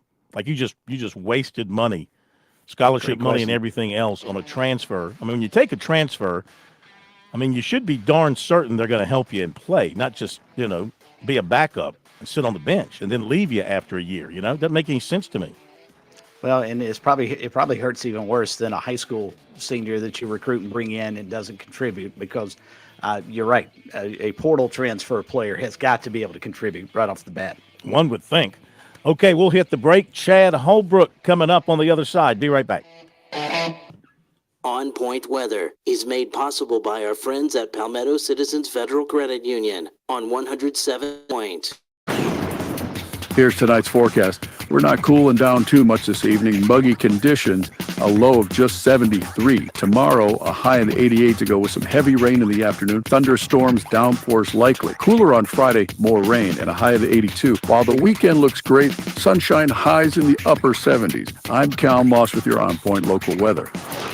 Are you tired of high cable TV rates? Sign up for Dish today and get a $500 bonus offer while supplies last. Plus, lock in your price for 2 years guaranteed. Call All American, your Dish authorized retailer now. 800-380-4452. 800-380-4452. That's 800-380-4452. Offers require credit qualification, 24-month commitment, early termination fee, and e-auto pay. Restrictions apply. Call for details. With SRN News, I'm Keith Peters reporting President Biden says he will not supply offensive weapons that Israel can use to launch an all-out assault on Rafah, the last major Hamas stronghold in Gaza, concern for the well-being of the more than 1 million civilians sheltering there. Biden, in an interview Wednesday with CNN, said the U.S. is still committed to Israel's defense and will supply Iron Dome rocket interceptors and other defensive arms. But he says that if Israel goes into Rafah, we're not going to supply the weapons and artillery shells used. Mike Johnson remains as Speaker of the House after an effort by Georgia Congresswoman Marjorie Taylor Greene to oust him this evening failed. The vote was no contest, 359 to retain Johnson, 43 against, and voting present. On Wall Street, the Dow by 172 points. This is SRN News. Experience the joys of spring in full glory as you cut through the beautiful waters of Lake Murray on board your brand new boat from Marine 360. Take a look into the awesome selection of top-tier industry brands such as Sea Hunt and Crest. They're showcased at Marine 360. Hey, known for their unwavering commitment to excellent quality and service, Marine 360 has been the leading go-to source for boating enthusiasts since 2007, and they're based right in the heart of the Midlands. The dedicated owners of Marine 360 branded, well, they're on hand to steer you towards your dream boat. They make it a top priority to ensure you receive the best possible service. But they don't stop at helping you choose the perfect boat. Marine 360's meticulously skilled service center is at your command for any boating-related issues. Find Marine 360 on the water on Johnson Marina Road or visit them online, marine360sc.com. To make your purchase even smoother, they offer a variety of financing. You need more information? Don't hesitate to give the guys a call, 749-2360. They're ready to help in making your dream boating experience a reality. Visit marine360sc.com. Are you looking for free checking, free savings? Dave Ramsey here, telling you to go see my friends at Palmetto Citizens Federal Credit Union. They're not a mega bank that's so big they lose the ability to treat you like a human being. At Palmetto Citizens, you're not just a number, you're a member. Join today at any of their 14 locations or at palmettocitizens.org. Federally insured by the NCUA. At Palmetto State Armory, we can't catch the fish for you, but we can make sure you have everything you need to have a great day on the water. Whether you're bass or bluegill, stop by and shop lures from brands like Zoom, Rapala, Berkeley, and our exclusive hardbait line from Strike King. Looking for a new rod or reel? We've got options from great companies like Luz, Abu Garcia, and Shimano. Worried about the weather? We've got rain gear and apparel from Hook, AFTCO, Columbia, and more. Be sure to stop by Palmetto State Armory before your next fishing trip and make it the best one yet. When's the last time you took a serious look at your power bill? I'd like you to look at it. Has it gone up in the last few years? How about compared to 10 years ago? What will it look like in a few years? Look, pretty simple. If you're not happy with it, just switch power companies, right? Yeah, we're not allowed to do that around here. See, this isn't some cell phone deal. It's the monopoly known as your power company. Well, actually, you do have a choice. It's Broker Solar. I've known Ken and his family for almost 20 years. I trust Ken. I trust his Broker Solar team. Solar isn't free. Solar's not some gimmick. Broker Solar is local. They'll never be door knockers, high-pressured salespeople. They don't make absurd promises about the solar industry either. And Broker Solar has installed panels on over 400 homes in the Midlands. I've been out to some of these homes. The technology is incredible. Their customers are happy. And the opportunity to save money is still. Stop being so reliant on a power company. Let Broker Solar help you take control of your monthly power bill. Online, it's brokersolar.com or call Ken right now, 807-7417.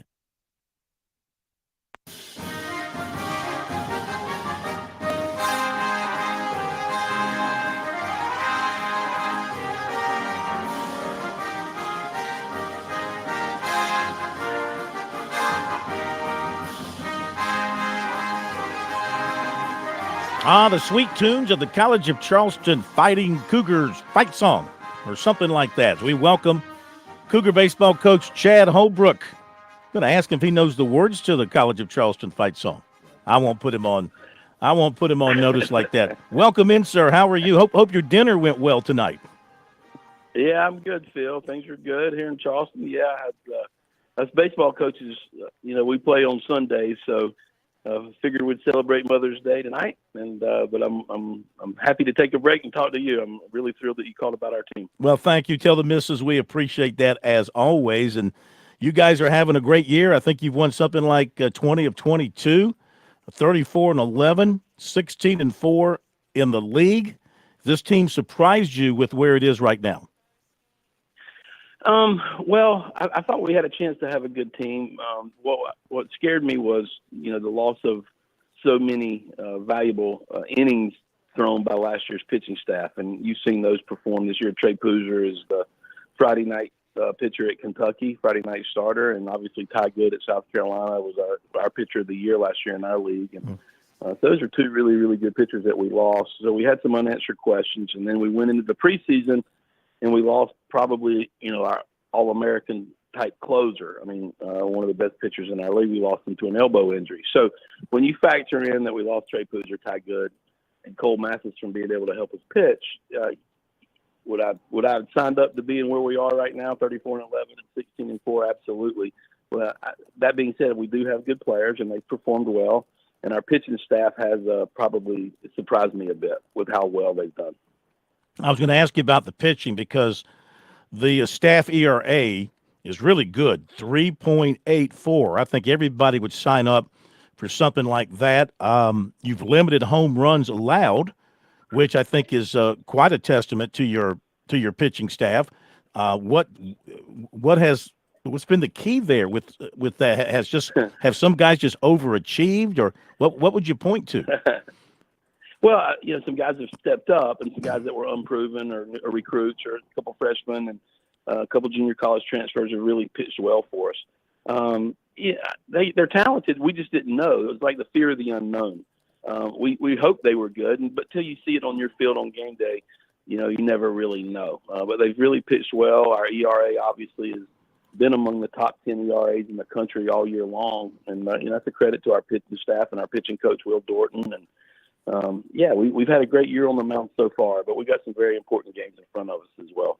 Well, I want to ask you about that because, Chris Bergen and I were talking earlier this week about your situation, and you're having a great year, but you're in a league where most likely only one of you will advance, and that'll be the team that wins that conference tournament championship. Is that kind of how you view it right now, or can the CAA possibly get two in there if it comes to you and Wilmington there at the end, perhaps? Yeah, I think our league right now has in fact, and hearing from D1 baseball, they think we're going to get two bids this year. You never know. Obviously they don't know, but I think it was good that we might get two teams. I hope that's us, but we got to play well down the stretch. But, at this level, it is what it is. You can only play the games that are on your schedule and do the best you can. And you really don't have much control over RPI and that sort of thing. You just try to win the next game. And our players have done a pretty good job of that so far. And I hope we'll play well at the end and get rewarded with the postseason bid. That would be really cool. Sure. College of Charleston head baseball coach Chad Holbrook with us here tonight on Sports Talk. And Coach, in your illustrious coaching career, have you ever had a player to have quite the perfect week that Avery Neves did, your outfielder who was named Coastal Athletic Association Player of the Week after going 8 for 8, and all of his hits against Towson were for extra bases? A remarkable week for him. Have you had a player even come close to touching that before? Christian Walker had a few great weekends like that when we were in South Carolina. Sure. He had some like that. But 8 for 8, you can't do much better than Avery did. And he actually won his last at bat on one of his 4 hit days. He needed a single for the cycle, but he hit a ball down the line that he stretched into a double. So that's the kind of kid he is. We had the game in check, and he could have easily stopped at first for the cycle, but he chose not to. And that's just, it was kind of cool to watch that, to be honest with you, because there wasn't any cheap hits. They were all extra base hits, and he squared them all up. And I well deserving of our conference player of the week for sure. He's a transfer into your program. When you watched him and possibly thought about bringing him in, clearly this was what you were hoping to get out of him, right? Yeah, he was the national champion at Lynchburg. They won the national championship in his division, GA-wise. We knew he was a good offensive player, and there was a connection to the program there, and he performed at a very, very high level. And we got some other guys that have performed pretty good as well. I think we got 3 or 4 guys, close to double-digit home runs, and so we're doing all right in the power department down here, and a big part of that is Avery. But he brings so much more than just power. He's a tough kid, runs through a brick wall for you, competes. Coach's dream. He's one of those guys. Phil was asking you earlier, Coach, about the prospects of the CAA possibly getting 2 in. Certainly love to see that because I think both you and Wilmington deserve a bid to the NCAA. With your schedule, even if you didn't beat all the teams that you scheduled, like, say, Nebraska, you went to Marshall and took some games from them to open up the season. Actually had them come to your place. But, with your schedule, do you feel like you, at least non-conference-wise, helped yourself enough to be in that discussion? Well, you can only do what you can do from a non-conference standpoint. And that's not one of the things that the RPI is not, a true indicator, but it's also you can argue that it's not fair to a mid-major team. So some of us are, financially restricted with how far we can travel to, and budgetarily restricted financially with, the travel budgets that we have. And a lot of mid-majors can't play all the teams that we want to play. I can tell you I want to play all the Power Fives that we can locally, in our state, and even Georgia and North Carolina. And sometimes the schedule works out to do that. We're going to play at Duke next week. They're a top 10 team. And obviously we had Nebraska in earlier, and they're having a really good year as well. So we try to play who will play us, and we'd love to play as many Power Fives as we can. But that being said, have we done enough? We're 34-11, and I think we won 21 of 23, and we put ourselves in a good spot. So it's good to be in the conversation, but a lot of it, when you're at our level, you have to finish strong, and I hope our kids will do that. Well, I think it was just a couple of years ago where you had the great regular season, but then it didn't go well for you in the tournament, and you ended up staying home. Right. Do you think about that, and as you think of the upcoming CAA, which will be in Wilmington, of course, of all places? Have you thought about how you're going to handle things, knowing that maybe possibly it's just going to come down to who wins that tournament, based on the experience you had a couple of years ago in that situation? Right. Yeah, again, the postseason is like we're all at our level in our league based on the history and being a 1-bid or a 2-bid league team. We're in our postseason right now with the importance of the games, and and that's just kind of how we treat it. We have Northeastern, who's in the conversation of being that large team as well this weekend. And honestly, it's going to be 2 great mid-major teams going at each other. And that's really cool, for our league, and certainly a heck of a challenge for us. And so we're excited about that. But where our mindset's a little bit different than thinking about getting a bid. It's more like trying to go 1-0, because in our minds, we're already in our pro season. And hopefully, the feather, the icing on the cake, so to speak, will be an NCAA tournament bid. Absolutely. And I know you could care less where they put you, but I did see one projection a couple of weeks ago where they had you in Columbia playing in that particular regional. Now, if that were to happen, what would that feel like to you? Well, it would be really cool. It would be a cool deal to come back there for sure. I don't, so far down the road, I'd hope we get an opportunity to play in the NCAA tournament for sure. But there's a lot of special memories at Founders Park for me, and I got to see some really incredible performances, incredible wins, a lot of celebrations. So that place holds a special place in my heart, and it would be a thrill and an honor to play there, as it would be any regional bid. When you're at our level, you have to fight, scratch, and claw, and like I said earlier, it's good to be in the conversation, but it would be a really cool feather in our cap to be able to get a tournament bid and play in the postseason. But we got to play good. We got to play good down the stretch. We don't get any mulligans down here, Phil. No. Well, I'll say this: you're still prominent on the banners of the national championship teams. You can clearly see Holbrook diving onto the pile. I think you pushed Toman out of the picture, and he's never been the same.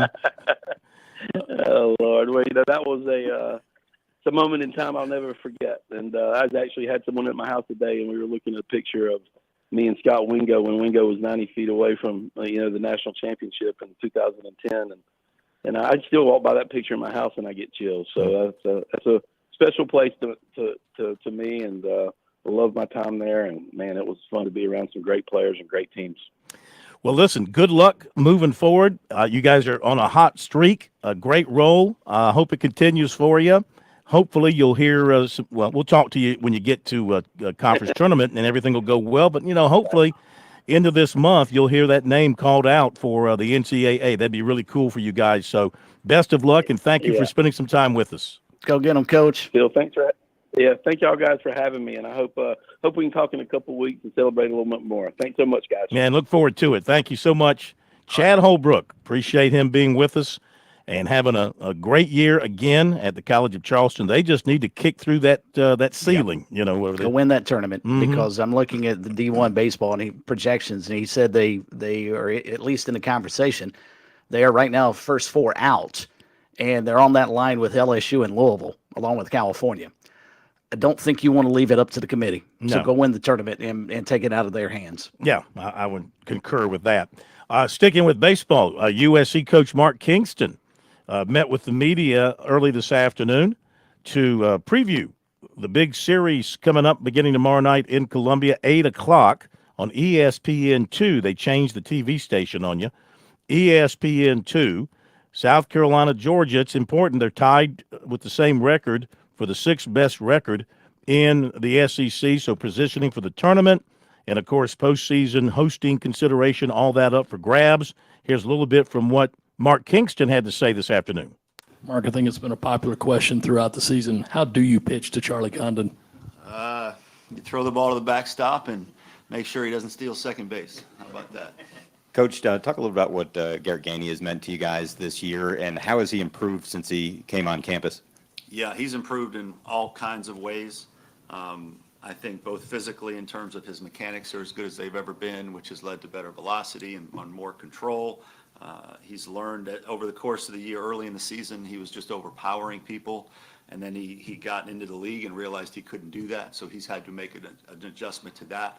And he's become more of a pitcher as of late, and he's mixing his pitches much more than he was early in the season. So I've seen him evolve there.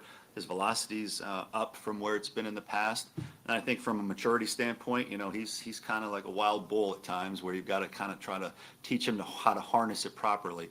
But you also don't want to take away his emotion and his passion, and you never want to do that as a coach. But I think as a coach, you can also teach him how to really harness it and help him to use it to his advantage. So I think he's improved in a lot of different ways. Do you have a weekend rotation plan set yet? We'll go Kimball, Jones, TBA. Mark, some talk going around. I know you wouldn't talk to the kids about it, but you guys maybe could get your way into a national seed through this end of season stretch. Do you have a checklist of things like, this is what we need to do, or do you even look at that as you're preparing for these weekends? I mean, as a coach, you look at everything possible, but talking about it, belaboring the point brings no value. The only value that a team needs is how to prepare for the next game. And you try to win that game. And then if you do that enough, then those things take care of themselves. They become byproducts. You can't say, I want this or I want that. It doesn't make those things happen. Winning games and then reverse engineering how to win games on that day, that's what gets you where you want to go. Hey, Mark, it seems like Messina's really been swinging the bat well lately. What have you seen from him at the plate and his at-bats that looks different in his success right now? And then what are you seeing from him behind the plate defensively? Well, behind the plate defensively, he's been regarded as one of the best in the country all year, and I think that's warranted. He's done a great job of when he gets a chance of controlling the running game. He does a great job with pitch framing when there are borderline pitches. And then offensively, I think his mechanics are just in a really good spot right now. I think he really has locked into where he needs to be and what his thought process needs to be, which leads to the right physical mechanics. And he's just in a really good spot right now, and hopefully that carries on through the end of the season. I'm not trying to get too much of a scouting report out Sure of you're you, not. but with Condon, does he get himself out, or are there ways for a pitching staff to get him out?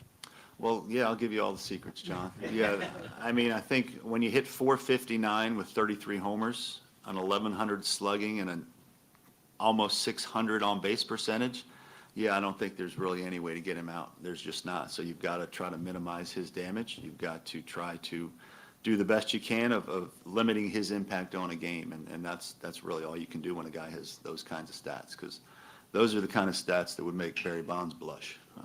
It's incredible. With Georgia's staff, they've kind of come on the last couple of weekends. Finley, Goldstein, those guys.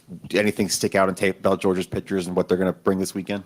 I mean, it's talented guys that are starting to kind of hit their groove. That's what it comes down to. All year they've been known as a premier offensive team, but pitching-wise, they obviously have made progress as the year's gone on. So I think it's a complete team. Mark, obviously you switched the lineup recently, get more offense in for defense. How do you think those guys have handled their defensive roles in that new set? We're fielding 975 since we kind of shuffled the infield around, which is more than acceptable for the amount of offense we're getting. So as I've said, it's like everything. There's always give and take, but we made the decision that we needed to score more runs than we were.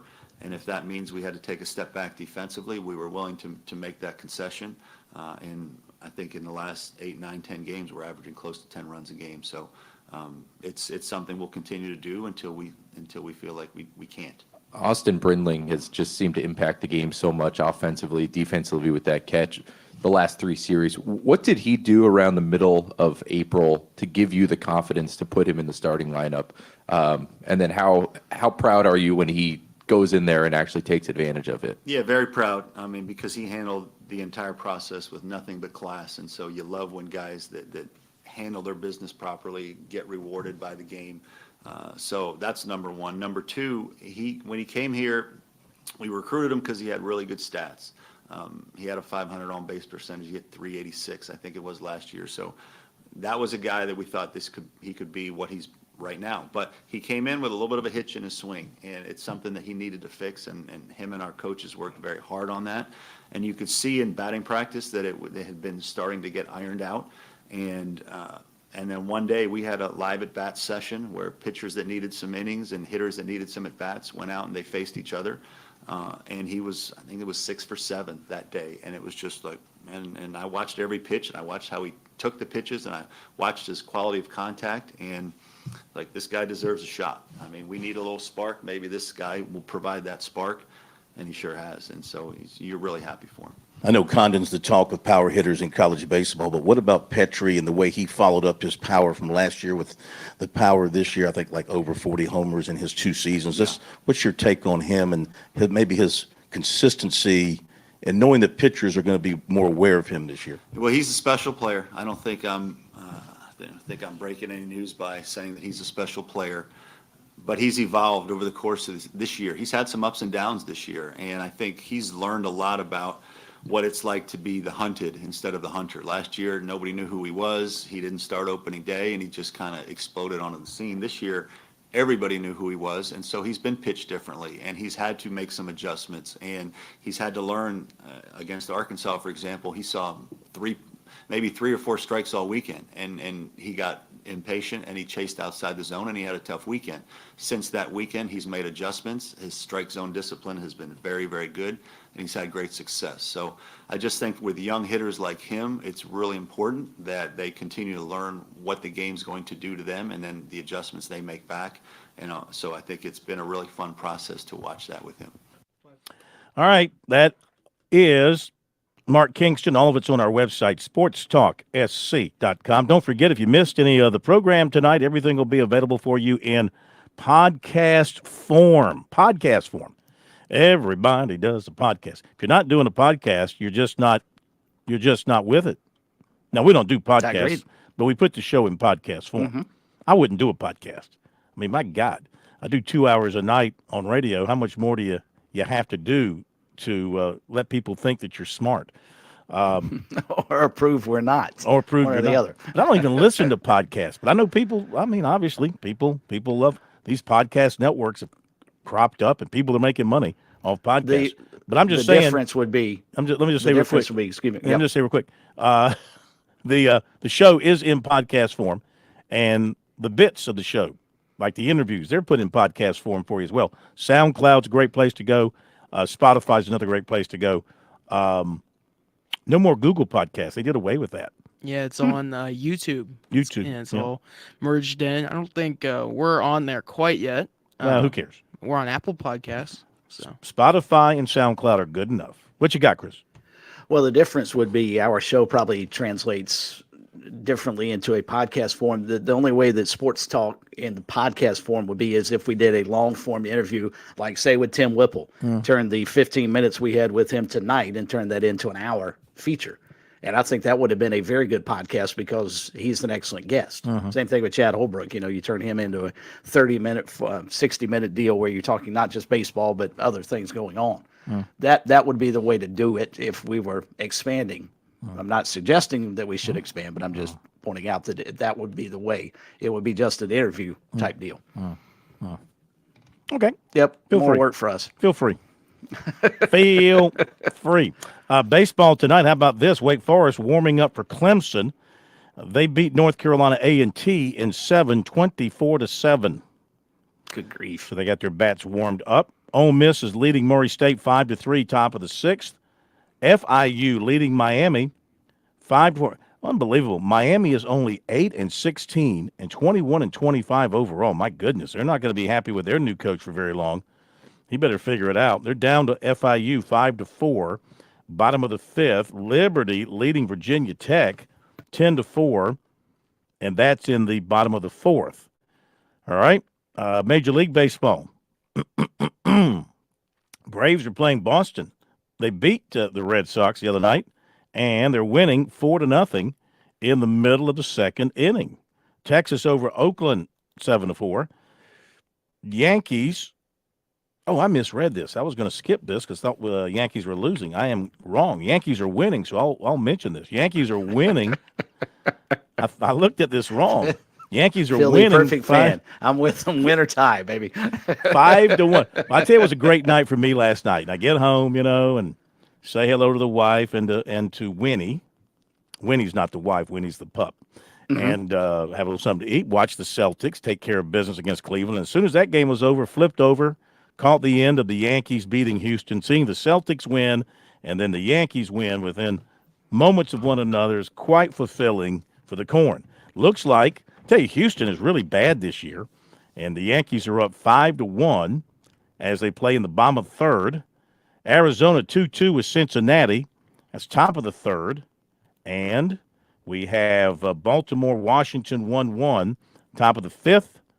White Sox, they're really bad this year, but they're beating Tampa 2-1, top of the fifth. Texas over Oakland 7-4, bottom of the fourth. Minnesota leading Seattle 2-0 in the first. We have some finals. Angels beat Pittsburgh 5-4. Pittsburgh has called up Paul Skeens. He's going to start on Saturday. Going to make his major league debut. And Toronto beat Philadelphia, cooled off the Phillies 5-3. Cleveland over Detroit 5-4. Kansas City beat Milwaukee 6-4. San Diego shut out the Cubs 3-0. Dodgers beat Miami 3-1. And Oakland, Oakland, they're only 2 games under 500. They beat Texas 9-4. Cardinals and Mets were postponed by rain. And you got the NBA tonight.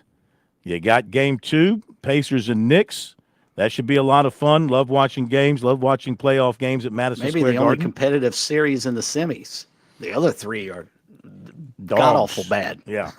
I'm okay with that. As long as the just- Celtics are winning and it's not competitive, I'm good with that. You may be. I'm not sure the NBA is Yeah. because I can't imagine the ratings for this garbage have been all that good. I mean, the Mavericks Thunder last night, nothing game. Celtics Cavs last night, nothing game. The Timberwolves are turning the Nuggets into a JV team. Gosh. The only competitive series through one ball game is the Pacers Knicks. Yeah, great series. That's the only game tonight is Indiana, New York. Going to tip off a little bit after 8 o'clock. So there you go with all that. Boy, enjoyed the show tonight. Mike Morgan will be with us tomorrow night. I believe Todd Knight, Newberry football coach, joins us tomorrow night to talk some spring football. Haven't confirmed it with him, but he did get back to me, and I think tomorrow night will work. So we look forward to that. Thank you, Chris. Yes, sir. And thank you, everybody, for being with us. Thank you, Josh. Have a great night. See you tomorrow.